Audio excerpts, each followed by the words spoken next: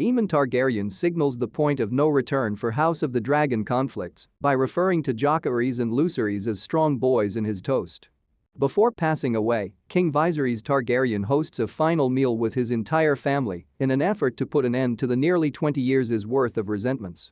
By giving Alicent a sincere toast, Rhaenyra strikes out the first stone of peace. Alicent returns the favor by complimenting Rhaenyra on her upcoming coronation. The dinner seemed to be going smoothly between the Targaryen and Valyrian boys, but Aemond One-Eye Targaryen abruptly breaks the mood with an insulting toast to Jace and Luke, referring to them as strong boys, in an apparent reference to their real parents and illegitimacy. In House of the Dragon Episode 8, Aemond refers to Luke and Jace Valerian as strong boys, only out of spite and retaliation, after Lucerys made fun of him for having a pig placed in front of him at the dinner table. In the conclusion of House of the Dragon Episode 7, Aemond was the one who openly criticized their blasphemy, which sparked a violent altercation that resulted in Lucerys removing Aemond's eye. Aemond is no longer the kind of person who will put up with others making fun of him, whether it's done with malice aforethought or not, 6 years after claiming Vhagar and expanding his ego.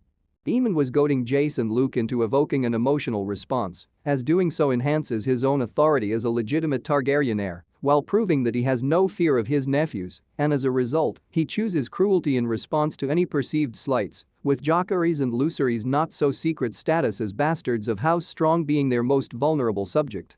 Aemond had shown sympathy during the funeral in House of the Dragon Episode 7, but all of that vanished after he captured the powerful Vhagar, the world's oldest and greatest dragon.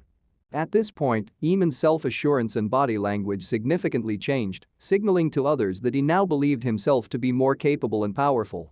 As a result, Aemond will play a significant villain in House of the Dragon, while he isn't the main antagonist. Although Aemond is definitely one of the most interesting characters in House of the Dragon, he will engage in a number of horrifying deeds during the Dance of the Dragons due to his harsh character, lack of empathy, recklessness, and unrestrained ferocity. Aemond Targaryen will seize any opportunity to rule over Rhaenyra's sons, as was already seen in House of the Dragon Episode 8.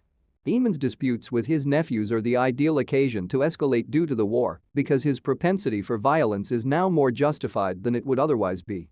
Unsurprisingly, Aemond will use the first opportunity he can get to compete against his nephew and enhance his ego by winning, even if it results in significant losses for the Green Party of the House of the Dragon. Both sides tour the realm to enlist the great houses in their respective causes after King Viserys Targaryen's passing in House of the Dragon Episode 8 and the Targaryen Blacks and Greens' subsequent declaration of war. When Lucerys is brought to Storm's End to appeal to the Baratheons, his uncle Aemond Targaryen confronts him and once more makes fun of him for being as strong while attempting to start a sword battle. Lucerys, on the other hand, dismisses Aemond's insults by claiming that he was merely an emissary sent by his mother and not a knight. Aemond pursues Rhaenyra's son on Vhagar as he takes off on Arax, killing Lucerys and his dragon in the process. Although Aemond won't be directly to blame for the deaths of his other nephews in the fights of the House of the Dragon, it was his careless murder of Luke that caused the Dance of the Dragons to turn into a real war of fire and blood.